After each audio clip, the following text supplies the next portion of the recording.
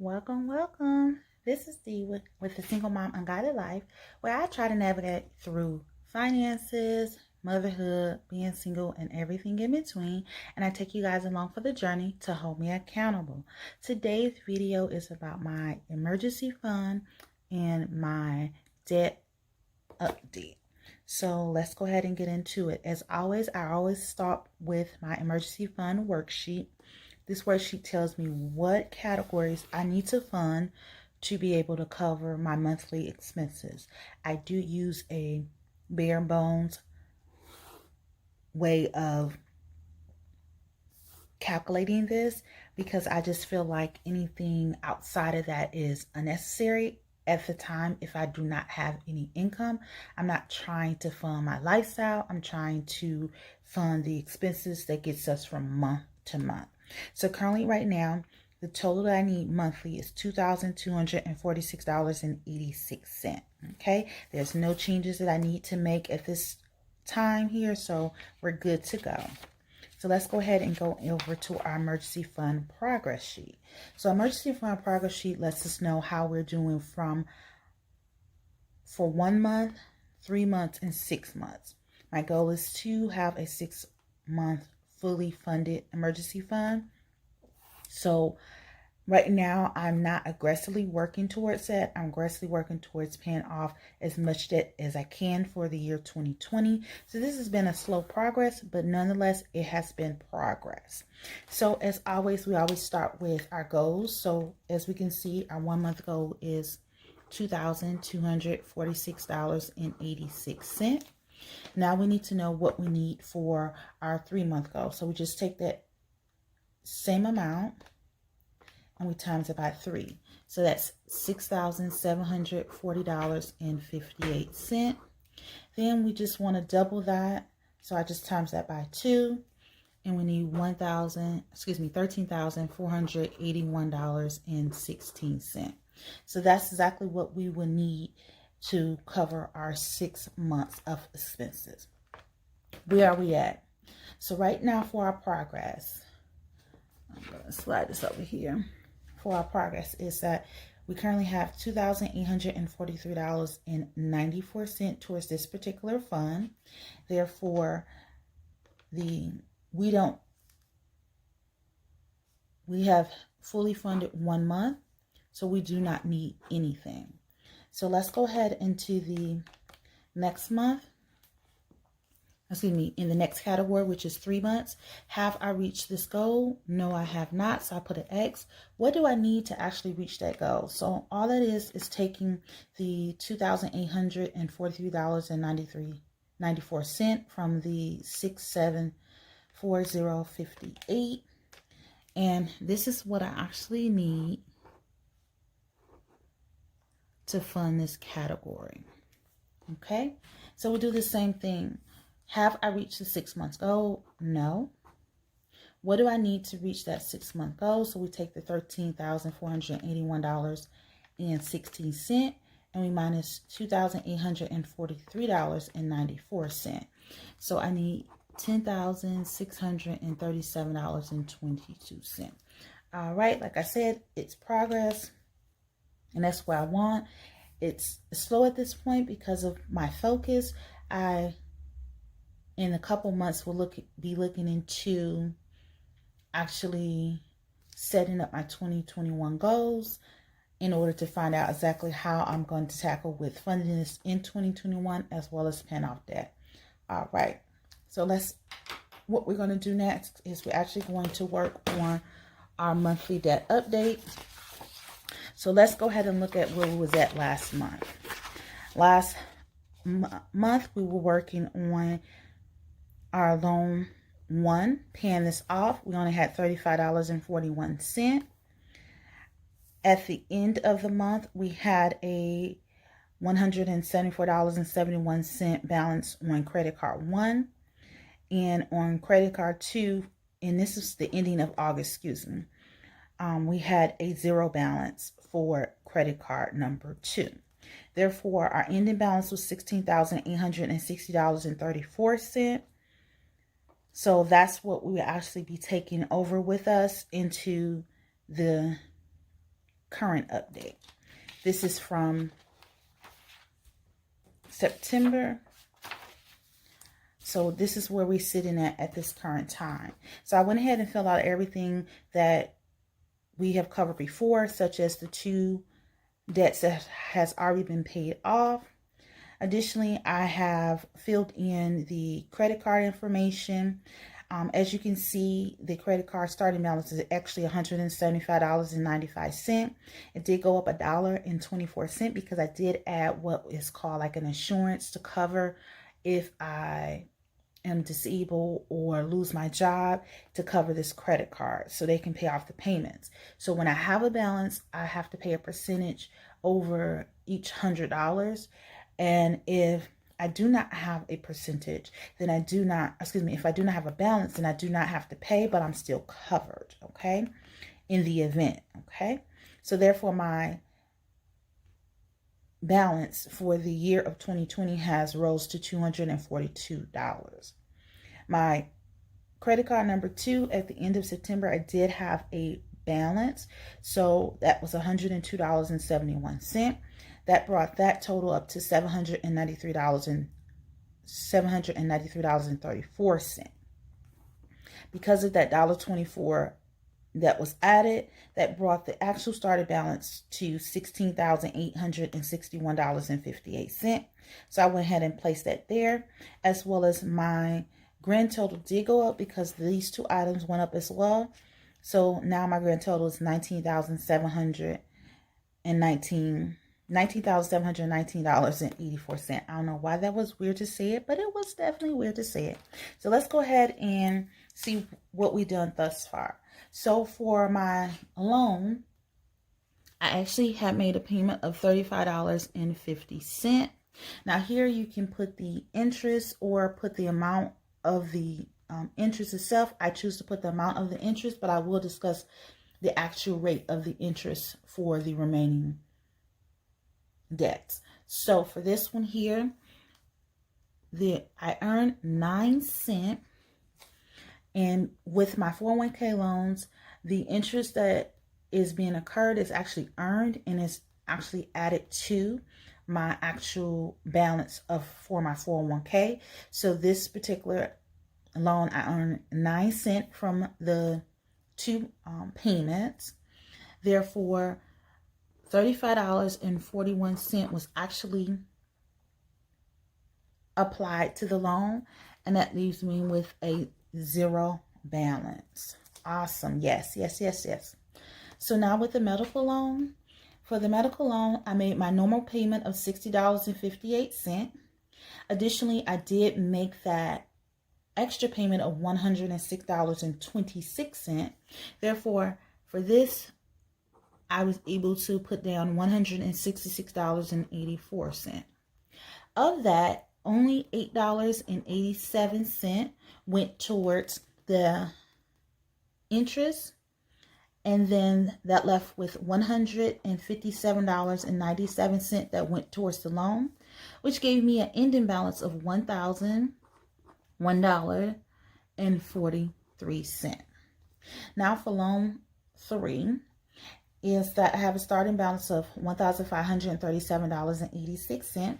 Now, upon investigating this loan to see exactly the ins and out, what I did discover is that I'm actually a payment behind. And it's not due to my fault. It's due to how my employer sends the payments. So what happened was this loan was taken out in April of 2019. The first payment was supposed to be made in May of 2019, but my employer didn't send the payment until June 12th of 2019. Therefore, I made this payment behind. What I decided to do, because I wanted to make sure that when I'm doing my monthly updates, that it actually is the same as the amortization schedule that's being provided to me for this loans, so I can have a better understanding of everything, is that I went ahead and made an additional payment to this particular loan to get it back on track. Therefore, I actually sent $54.12 to this particular loan. Of that, $11.42 was actually earned. $42.70 was actually applied to that particular loan. And therefore, my ending balance is $1,495.16. Now, for loan 2, it's on the correct schedule, so I didn't have to make any additional payments. So I made my normal 2 payments of 17, I think it's 1744, but I think this one's 17, yeah, or 1741, excuse me. So that's $34.82 total that for the month. $7.79 went towards the interest, whereas the $27.03 was taken off of the balance. Therefore, that left me with $1,538.43. Now for my car loan, I just made my normal payment of $280.14. Of that, $144.76 went towards the car loan, and $135.58 went towards the debt, and that left me with an ending balance of $12,252.12. And let me just double check that.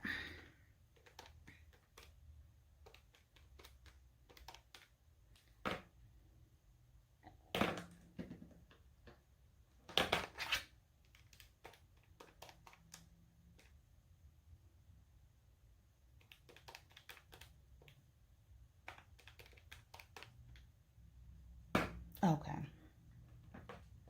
It looks a little bit off, so I may need to check that. So just a second.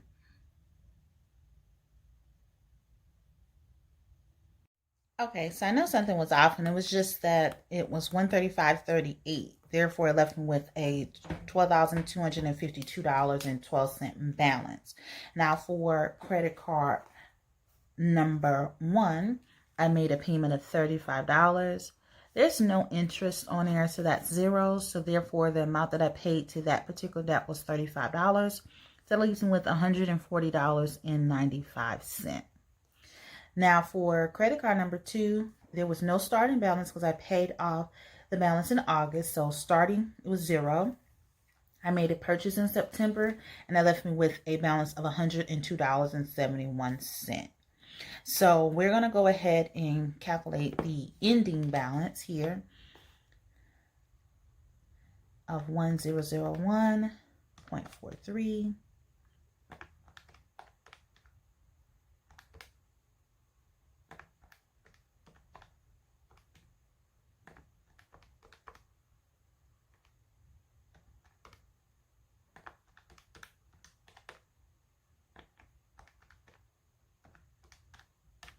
So that's $16,530.80.